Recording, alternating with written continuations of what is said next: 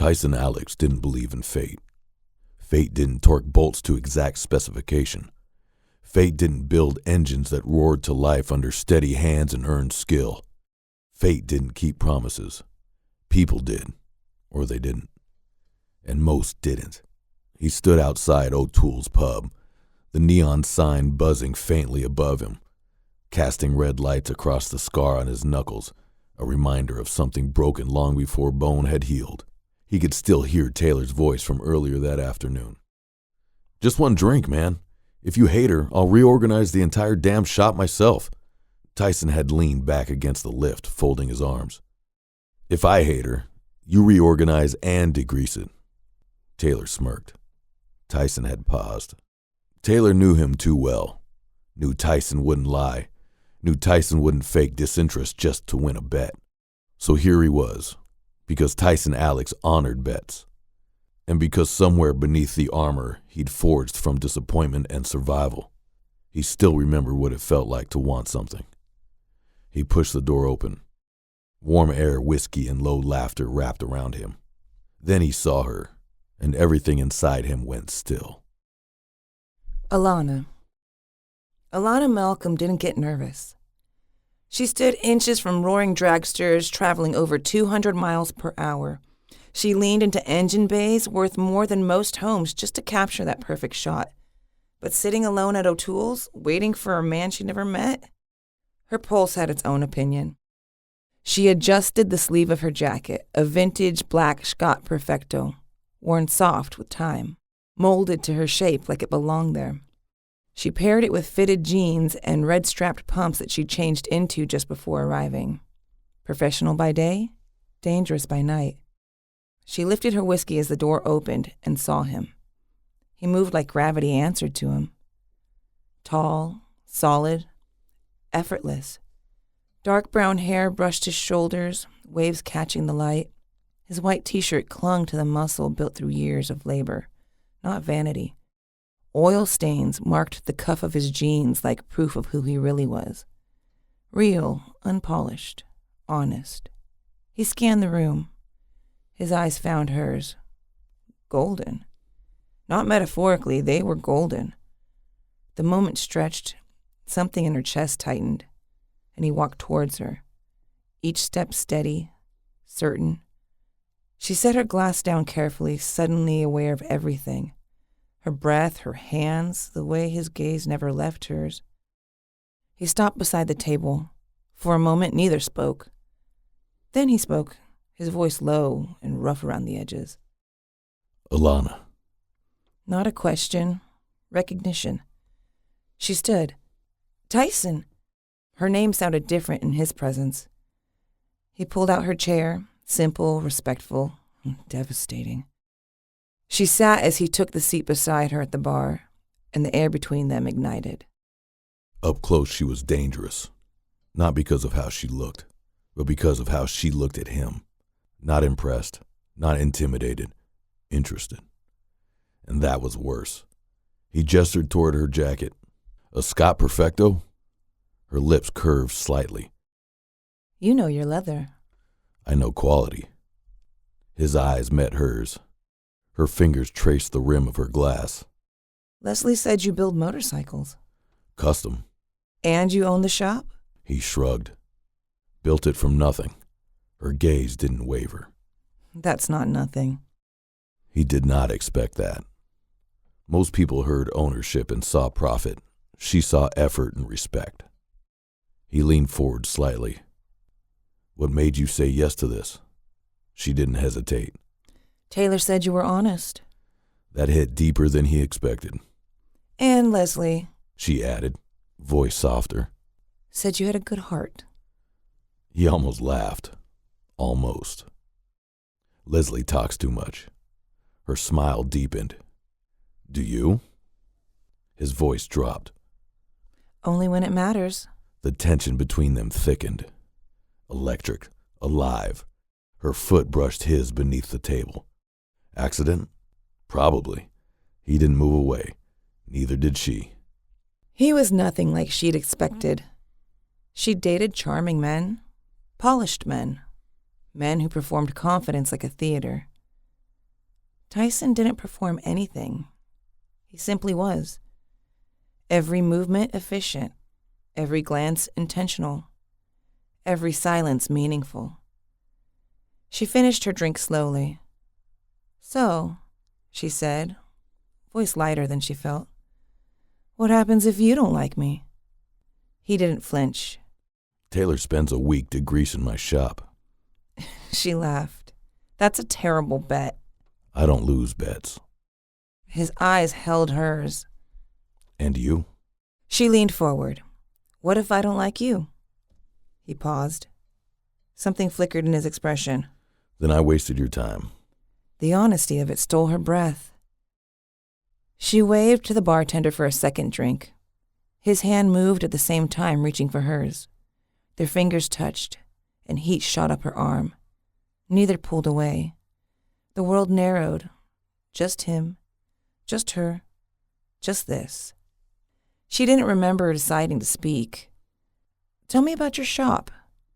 His voice dropped. Come see it. He shouldn't have brought her here. Alex Motors was his sanctuary, his fortress, his proof that broken things could be rebuilt stronger. The overhead lights hummed softly as he unlocked the door. The scent of steel, oil, and heat lived in the walls. He stepped inside first, flipping the switch. Light spilled across chrome and shadow. Behind him, he heard her heels on the concrete. Slow, measured, curious steps. He turned. She stood just inside the doorway, eyes wide, not intimidating, but reverent, like she understood what this place meant. Most people didn't. "This is yours," She said quietly. Not a question, a realization. He nodded. She walked deeper into the shop, her fingers brushing the handlebars of the custom build near her. The bike gleamed midnight black, its engine still ticking softly from a recent test run, warmth radiating from its core. "God," She breathed. "she's beautiful." His gaze didn't leave her. Yeah. She turned back toward him. The look in her eyes had changed. Something softer, something more intense. "You made this?" She said. It wasn't admiration, it was understanding. He stepped closer. Every part. Her breath caught. He noticed everything. The rise and fall of her chest, the faint pulse in her throat, the way she didn't step back, didn't break eye contact. "You build things," She whispered. He stopped inches from her, and you see them. Silent, stretched, not empty, full, alive. Her hand moved first, resting against his chest. His heart answered instantly, pounding heart beneath her palm. He covered her hand with his, rough skin over soft, heat over heat. "Tyson," She said, his name barely more than breath. It had been a long time since anyone said his name like that. He slid his hand to her waist, slow, giving her time to stop him, but she didn't. Her fingers tightened in his shirt. He could feel her warmth through denim and leather, could feel the moment everything shifted, the moment restraint became surrender. He leaned down, paused just before her lips. Her breath mingled with his, warm, unsteady, real. Her whisper brushed his mouth. "Don't stop." He didn't. Their lips met with a kiss, soft at first, but then deepened slowly, like an engine turning over for the first time. Careful, then stronger. Her hands moved into his hair, fingers threading through the dark waves. His grip tightened at her waist, pulling her closer until there was no space left between them. She fit against him like a puzzle piece, every inch of her body reeling him in. The motorcycle behind her radiated warmth, humming faintly, the energy in the room rising to match the pulse between them. He broke the kiss just long enough to look at her. Her lips parted, her eyes dark and certain. She reached for him again. This time, he didn't hold back. He lifted her effortlessly, setting her onto the seat of the bike.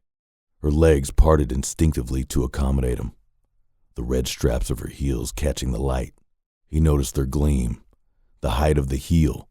She couldn't possibly wear those shoes all day while on assignment at the racetrack. He smiled faintly. You changed your shoes to meet me. Her cheeks flushed. I wanted to. His hand slid up her thighs, slowly until he paused at the heat radiating just below the zipper of her jeans. I liked them. The engine beneath her ticked, warm and alive, as energy vibrated between them. Her jacket slipped from one shoulder. He brushed his lips along her neck. She trembled, not from fear, from recognition, like her body already knew him. Her fingers clutched his shirt, pulling him closer. He felt the last of his restraint fracture. Years of distance, gone. She whispered his name again, and he was lost. She never felt anything like this. Not the intensity, not the certainty, not the way he touched her like she was both fragile and indestructible at once. The warmth of the motorcycle beneath her, the strength of his hands, and the roughness of his touch, it all blurred into sensation and need. She pulled him down to her again with a kiss so hungry, it was as though each touch left her starving for more. He lifted her from the bike, carrying her as though she weighed nothing. She wrapped herself around him instinctively, trusting him, knowing that she was safe in his gentle but calloused hands. He laid her gently onto the office floor moments later, never breaking contact, never breaking that invisible current that's connecting them.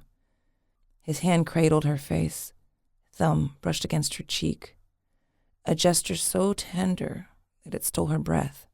She had come here expecting a date, but instead, she found him. And she knew, with terrifying clarity, nothing after this would be the same. He had spent years mastering restraint, years teaching himself distance, years convincing himself that wanting less meant losing less. But in one night, she unraveled all of it, not with force, with presence. She lay beneath him on the office floor, her auburn hair spread like flame against the concrete, her green eyes open and steady, seeing him completely, not the shop owner, not the man everyone depended on, just him. His hand traced the curve of her waist, feeling the warmth of her, the life of her. She shivered beneath his touch, her fingers moving over his shoulders, tracing him the same way he did her. There was nothing rushed now.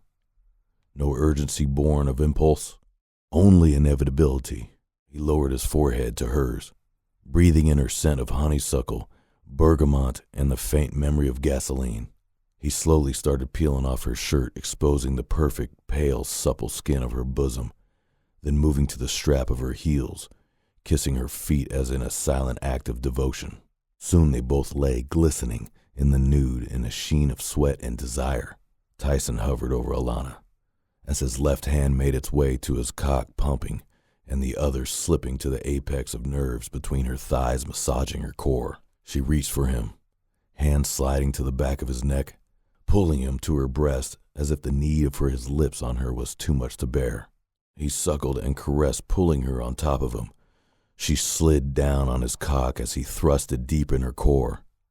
And as their bodies finally moved together, it wasn't frantic. It was deliberate, measured, like two forces drawn together, destined to collide. Her breath hitched against his shoulder, her nails pressed into his skin, grounding him in the moment. He buried his face against her neck, breathing her in. She whispered his name. Tyson.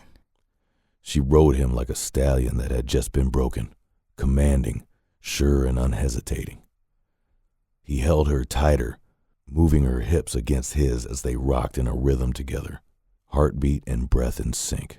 Time lost meaning. The world outside the shop disappeared. There was only her. And when the tension between them finally crested, he spilled into her as she moaned with utter gratification. She collapsed beside him. He pulled her into his chest instinctively. Her body fit into his like it belonged there. Her fingers traced slow circles over his ribs. Neither spoke. They didn't need to. For the first time in years, Tyson Alex wasn't bracing for loss. He was simply present, and it terrified him, because he didn't want this moment to end. She had expected heat.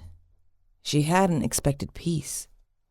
She lay against him, her cheek resting over his heart, listening to the steady rhythm beneath her ear. It was strong and protective. His arm wrapped around her, holding her close, not tightly, not possessively, but like she was something that he didn't want to disturb. She traced the faint scar along his side. He didn't flinch. He trusted her. Outside, the world moved forward. Cars passed. Time advanced. But here, in the quiet sanctuary of his shop, they existed outside of it. Suspended. His fingers moved slowly through her hair, and she closed her eyes. For the first time in longer than she could remember, she wasn't thinking about deadlines or expectations or tomorrow. She was simply here with him. And somehow that felt more real than anything else in her life. Sleep came softly wrapped within his warmth. Morning arrived gently. Gray light filtered through the shop windows, washing the room in the stillness of dawn. She was still there, curled against him, her breath warm against his chest. He didn't move, didn't want to break whatever this was. He studied her face in the soft light. Freckles across her nose, lips parted slightly, peaceful in sleep. Something inside him shifted. He brushed a strand of her hair from her face. Her eyes opened slowly. Green eyes met gold. Neither spoke, neither needed to. She smiled faintly. He realized then that he had two choices: retreat or risk everything. He had spent years retreating. He was tired of it. His voice was quiet. "Let me take you to coffee." I'd like that.